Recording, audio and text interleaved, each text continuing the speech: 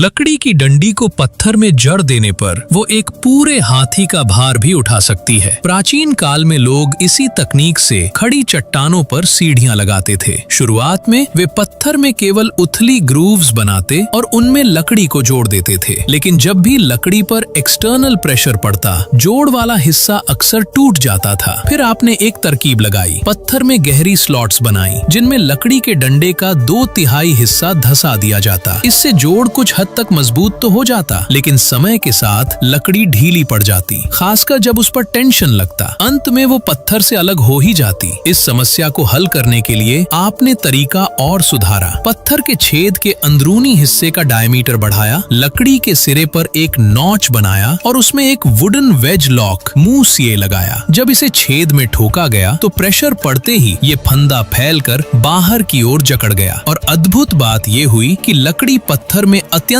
मजबूती से फंस गई। तो आखिर प्राचीन लोग हजारों मीटर ऊंची खड़ी चट्टानों पर सीढ़ियां कैसे लगाते थे? सबसे पहले वे बेहतरीन चौकोर लकड़ी को कॉपर ऑयल ट्रीटमेंट में डुबोते ताकि तेल धीरे धीरे लकड़ी के भीतर तक समा जाए। महीनों की भिगोवन और छाया में सुखाने के बाद लकड़ी अपनी फ्लेक्सिबिलिटी बरकरार रखते हुए रॉट और मॉइस्चर से भी सुरक्षित हो जाती। फिर चट्टान में प्रिसिशन ड्रिल्ड होल्स बनाए जाते, लकड़ी के वेज लॉक और लकड़ी के 2/3 हिस्से को छेद में ठोक कर जड़ा जाता। बगल से देखने पर लगता कि लकड़ी का अधिकतर हिस्सा पहाड़ के भीतर दबा है और बाहर निकला थोड़ा सा भाग भी अत्यंत लोड बेयरिंग स्ट्रेंथ रखता है। मजबूती बढ़ाने के लिए नीचे सपोर्ट पिलर्स लगाए जाते और फिर ऊपर वुडन प्लैंक्स रखकर पथरीला रास्ता यानी हैंगिंग वॉल्कवे तैयार किया जाता। इसी पर आगे सीढ़ियां भी बनाई जा सकती थीं और चाहे तो सीधे मकान भी खड़े किए जा सकते थे। इसी तकनीक से 3 स्तरों वाले मल्टी लेवल प्लेटफॉर्म बनाए जाते जिन्हें खंभों से परस्पर जोड़ा जाता। फिर उन पर बीम्स बिछाई जाती, छज्जे बनाए जाते, दरवाजे खिड़कियां लगाई जाती और अंत में छत पर टाइलें बिछाकर पूरा ढांचा तैयार कर दिया जाता। और इसी तरह आपने झूलता हुआ मंदिर, हैंगिंग टेम्पल का आविष्कार कर लिया।